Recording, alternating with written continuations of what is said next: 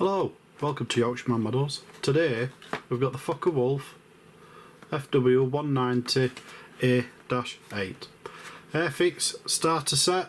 It's the one that came from Aldi, Lidl, those type of stores. That's why it's in a slightly different box to your usual starter sets. Well, I say starter set, they could call it a gift set, they're doing them nowadays as that, but anyway, 172 scale. That is the only decal option you get. You only get one with these. It's a skill level 1. You get 1 flying hour, cartograph there you can see, and on the back there's the decals, the cartograph decals that you get. Well, without any further ado, let's crack on. Let's get this kit out and let's get it built. But I will say first, I have done an unboxing of this, so if you want to see what you get and how I review this actual kit itself, then I'll put a link up and you can follow that and you can see me review it. But you get your paints and your glue. Oops, I do. Let's get it out, that's it. Roll it out. We've got his instructions and his sprues there. Oh, and I've put paintbrush in the bag. What I am going to say is I am going to paint this with my Cordless Airbrush. There you go. I've had this at Cordless Airbrush now about 18 months and it's still going strong. It's been one of the best buys I've ever bought in modelling, to be honest. I'll give you a little view there so you can pause it if you want and you can see the actual company name and the type of airbrush it is. Anything similar where it's a dual action would be brilliant. I've had a few different models now and I find them all great, to be honest. So, like I said, I'll be doing it with that. Before I get started, I'll just ask you, I'd be grateful if you'd subscribe to my channel. It'd be fantastic. The more subscribers I get, the better, and the more it pushes me to getting more builds, reviews, everything like that out as fast as I can and as much as I can. So I'd be grateful if you can subscribe, but if you can't subscribe, give me a thumbs up, especially at the end of the video if you've watched it through. I'll be grateful for that as well.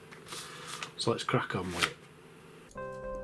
The nice clean parts on this, as you can see, so there's no sanding to do on your seam lines or on flasher out like that, which is nice, to be honest. And you've just got your nubs and that to clean off with sander, like that.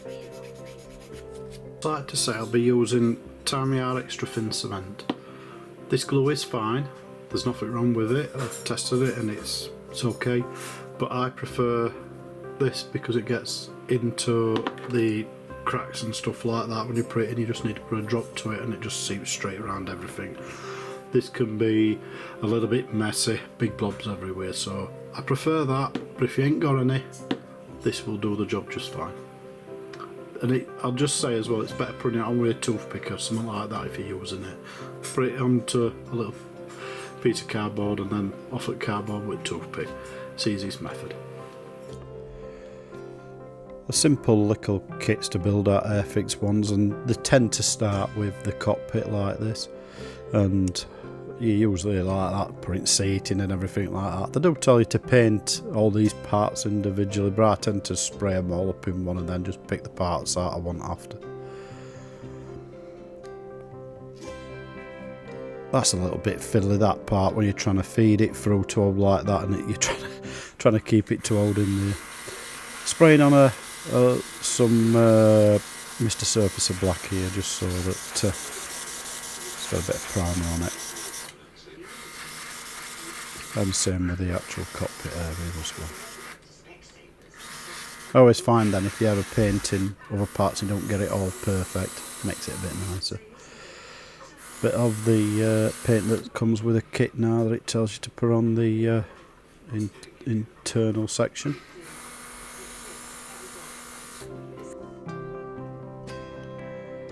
And this is the decal for the instrument panel.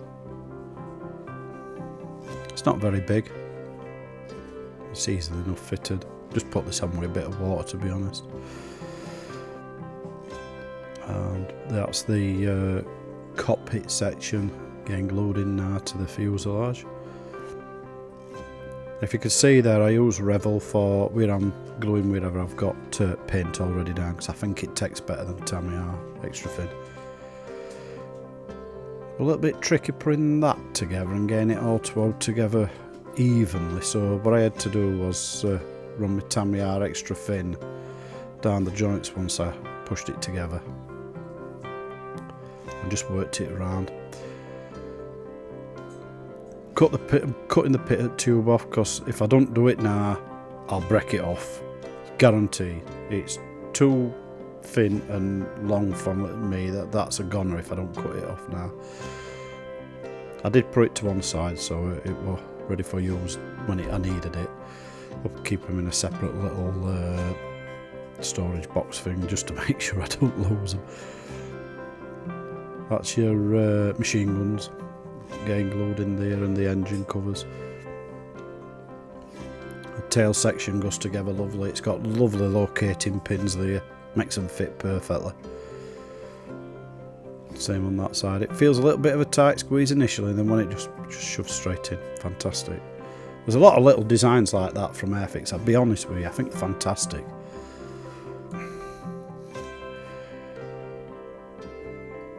Yeah, that's the last tail section being done there. And these are the underside at wings now, starting to put parts on. Well, that one there, cannon, you can see, were broke already, like that. So I've fitted the back part in, and I'll put that to one side so I can use it later, which is what I think is best. And I'll cut this one off as well, and then I've got these two safe, because to be honest with you, I'm just going to break them off. You can see there two, I've put the other two cannons on. They seem to be on okay. I'm not right sure how long they're going to last on, to be honest with you. The wings like this, all I do is I just run this Tamiya extra thin down. See, it's the easiest way. Nice and steadily, work your way around it. It's a little bit time consuming, but you don't have to mess about with clamps and that. This is not a perfect fit, I'll be honest with you. You can see there, push the back end in there and it pushes that front up, down, sorry, and it's same the other way. We'll hold together okay if you just put a bit of pressure there. So I'm going to do the usual, glue my way around steadily until I get it all together.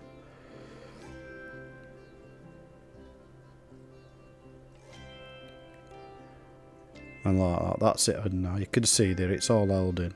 It's not a lot of pressure that you're putting on it, but if it's not there, it just pops apart. This is a filler, and it's fantastic, it really is.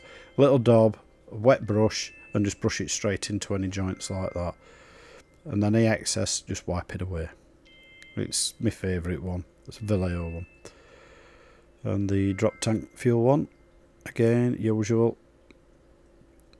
Just a little daub, and it'll be fine with glue like that. You do need to sand. It's not a perfect fit, that these things, so you had to sand the actual seams a little bit on that. That section underneath the I struggled a little bit with that. Every time I tried putting it on, it moved a little bit. That's what holds the actual drop tank, and luckily for me I didn't have to mess about with any flasher out on that, because that would have been a right pain to try and get it off of that, but it was fine, perfect. I'm just doing a dry fit now. This is the propeller and all of the actual section it all sits in. I'm just showing you, it's just, you put all these parts together like this to make a working propeller on it. I'm not going to glue it, like I say, it's a dry fit just to see, is it all going to work out alright, or am I going to struggle to get all this together and need to glue them? Because in all honesty, I want to paint these parts separate, because if I can paint them separate, I think I can do a better job. And I'm looking at it and I'm thinking, yeah, that looks alright. And will it spin? Yeah, it does. So yeah, that should be fine. Again, Mr. Surfacer Black. And I know you don't have to prime these kits like this. You don't. Primer is just a thing. If you like it, you use it a lot, and if you're not interested, bothered out, you don't. But I tend to find if I don't put primer on, I tend to end up rubbing some of the edges of the wings and that, and you end up rubbing the paints off, especially these proper acrylic paints, which are more water based. This is the underside painting now, and it's the kit paint. All of the outside painting has all been the kit up to now. Obviously not the black primer, because you have to buy that, but I'm using the what you get, because I always find it's a start set. Use what you can.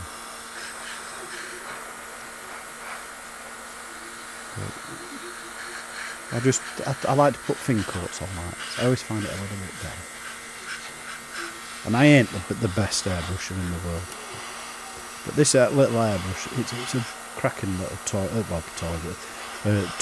should I say? It's a cracking little tool for you to use like that. Bit of blue tack now, so I can do a bit of a camo line, protect what's underneath, because I don't want to be getting that all sprayed over with any overspray out like that. And that'll give a bit of a wavy effect now, like that. Again, it's the paint split kit, and blasting this one on.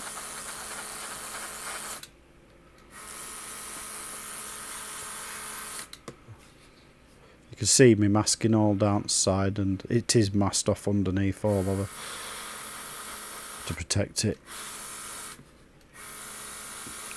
I use Tamiya's X20 to fin it, and I might put a bit much in some of this, but some of it I've had to. There's a couple. One of these paints is really, really thick. It's nearly done, to be honest with you, but I've managed to save enough to do the kit with. Typical blue tack. Does a lovely finish for camouflage. And a bit of white tack as well. Same thing. Same price and all, ain't sure.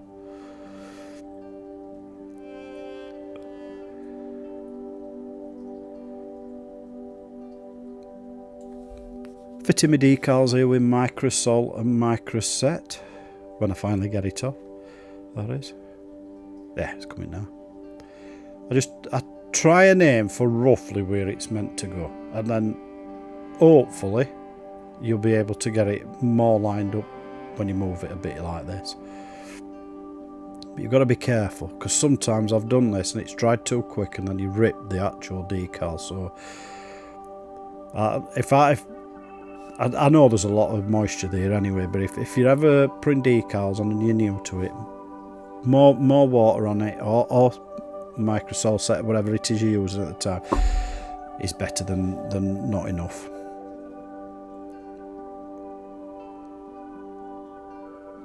The crosses on wings, you just try and line these up to where it shows you on the box, like the kit art and that. But sometimes you have to move them a bit to where probably it's not 100% perfect, just to make sure they conform into where you want them on the kit a bit better. And the underside crosses, there's not a lot of decals, to be honest, with this kit. This is one of my favourite, like when I've got it's on a nice flat surface, I'll just press it with this is Winsor Newton Galeria gloss varnish, this one, and it just allows me to put this pin wash around, just so that you can see the actual panel lines and stuff like that a little better. But that varnish, it's as cheap as out. You get a 250ml bottle for about £7-8 quid, something like that it is, isn't it, Minnie? And the bottle I've had for over a year or more now, and I only paid about £5 for it, because it were really cheap. Nowadays everything's gone up, as usual. Just rub off your pin wash with a bit of towel like that. Just put in a bit of and I know that you can't see a great deal of it, but it's a bit of silver to do that aluminium look, to do a little bit of weathering. I'm not over weathering in this kit, just a little bit, just to get a little bit of difference, a little bit of something to it, a bit of artistic look, as they'd say. You can see there on the actual propeller, just replicating like where it's had stones, whatever, anything from off of when it's landing, taking off, hit the propeller and just scratched it a little bit. They do wear quite quick, so just put a little bit on it. This is one of my favourite new brushes, this. I do like it. This is the same again, Winsor Newton and Galeria, but this is the matte varnish version rather than the gloss. This has got to be my most favourite matte varnish ever, and I've used loads, literally loads, but this one's fantastic. The only problem with these varnishes, you've got to leave them for a good 12 hours-ish, otherwise you'll regret it because it'll end up a right mess. This is just a bit of like a smoke effect, just to make it look like it's come out of engines.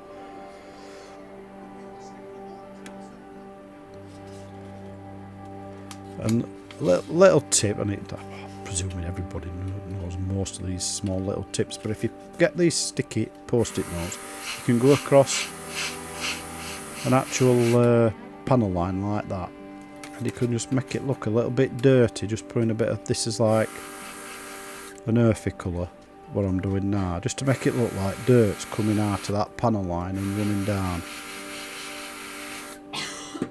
It does work. There.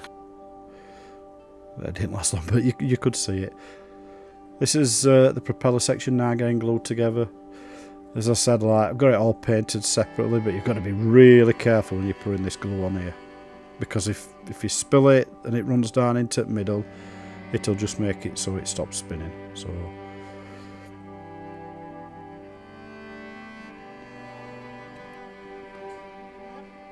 and it is literally tiny drops, literally of it, and that's where that needle applicator comes in with these, because you can control it quite well.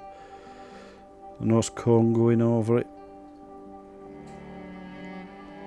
it's got a decal on that, and I thought it was going to be a nightmare to put on, and in all honesty it went on lovely, really did.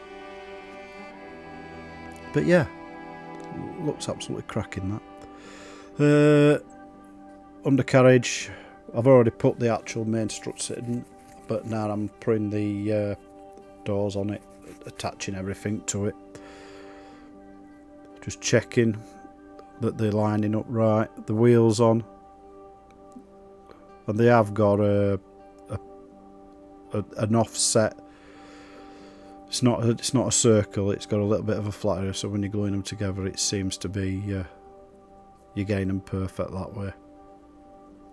Tail wheel one, but it's just pushes in. And the fuel tank, just going out of view at camera, that's it, bring it back. Again, tiny drops of glue just to hold that on with.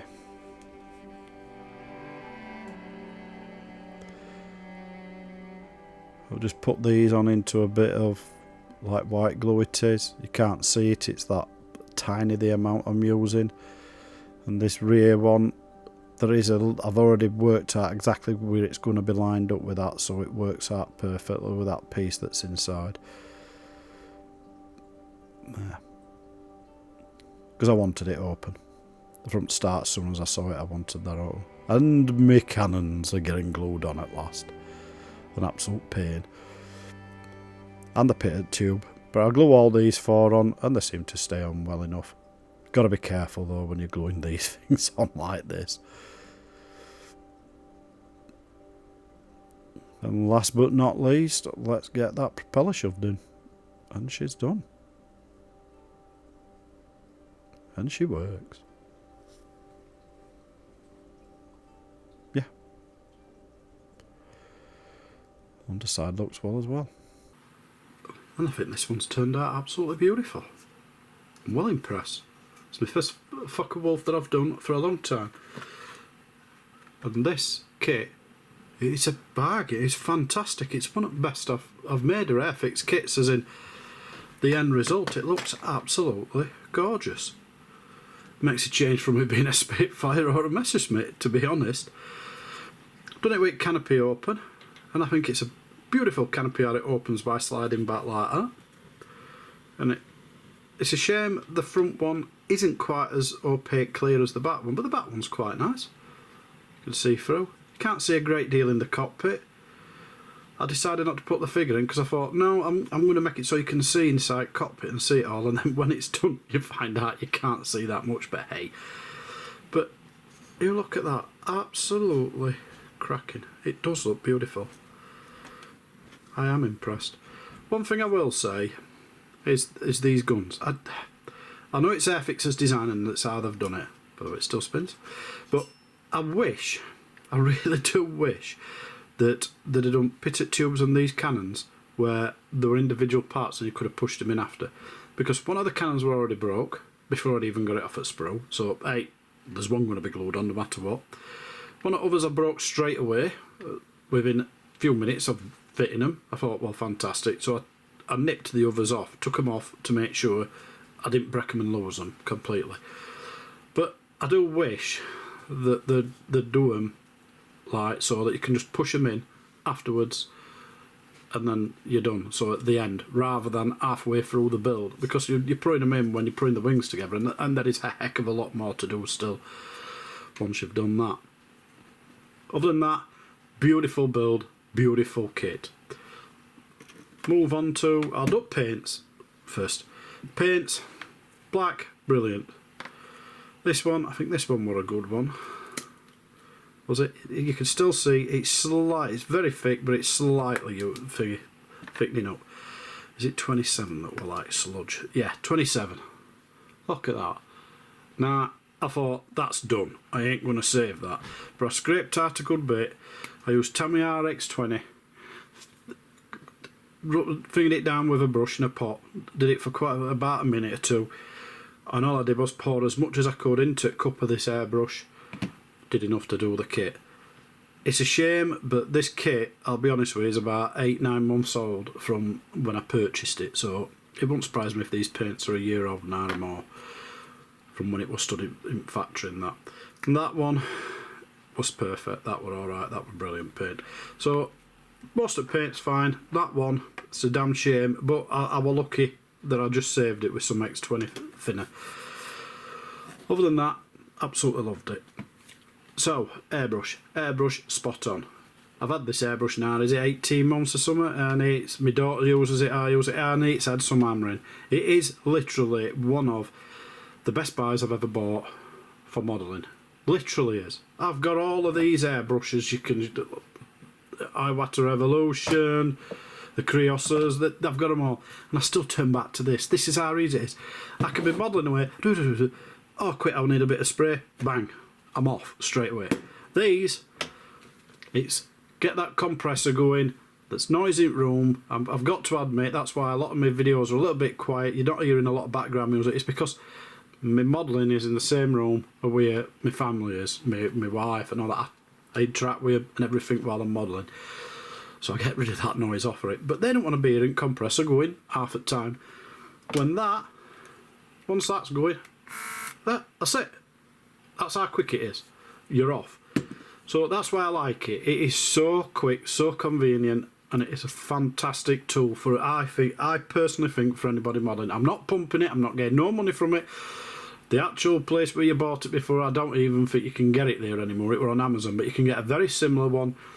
There's loads of them available now. I would advise anybody, get your sent out there and get one of these airbrushes, it's worth it. Because you can get kits looking like that. And I know I ain't the best modeller in the world, but even I can make a kit look good when an airbrush is okay. And that's the end of the video. I hope you've enjoyed it.